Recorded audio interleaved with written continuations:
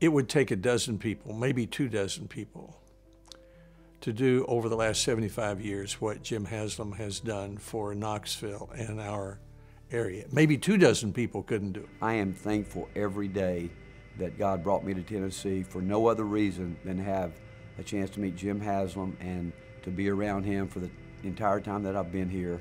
We owe a lot to General Neyland. Getting a player from Florida to come to Knoxville that became the captain of the football team and remain in Knoxville and stay in Knoxville. And he could have gone to school at Duke, he could have gone to school somewhere else, and Knoxville would never have had him.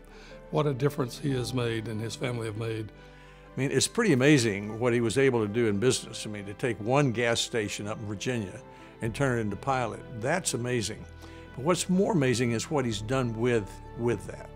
I mean, how he's been generous with the money he's made and the leadership he's given as a result of his position in business. He's a distinguished leader. He's a distinguished, politically involved person. He's the epitome of a giving person, a servant leader, and has established that process in the community. Jim is one of the better people I've ever known. He is true to a fault. I mean, the 4 words I think of most when I think of Jim Haslam are, "We'll work it out." You know, he doesn't really say no to people. Not just the University of Tennessee athletics. Everybody would expect that. He's captain of the football team, so that's part of it. But other parts of the university, the business school, the music school, and then other institutions in our area, Maryville College and other civic institutions.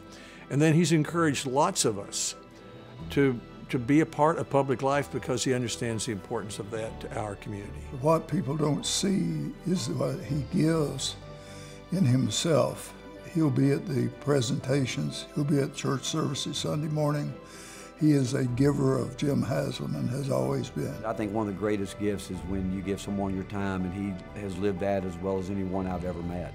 When I first met with Mr. Haslam, I asked him, I said, where should I put my time? And he said, I would guide you right now to go to Emerald Youth. The fact that they've gone over as a family into Lonsdale area, a very difficult area in our city, and made it better and affect a lot of lives. He has set an example, and it's been do by what you see, not by what he says. And my life has been greatly impacted by just being observant of what Has does in his life. And just the way that I know he's done that so many times with so many things. Again, we could sit here during this interview and talk about all that he's done here in Knoxville, and it would run way past the time you want to give me. Congratulations, Big Jim. I know you don't like to call attention to yourself, but we're doing that tonight. This recognition is something that's truly deserved, and again, I'm just so thankful and blessed that God has brought you into my life. Love you. We deeply appreciate you, and congratulations. You've earned it, my friend.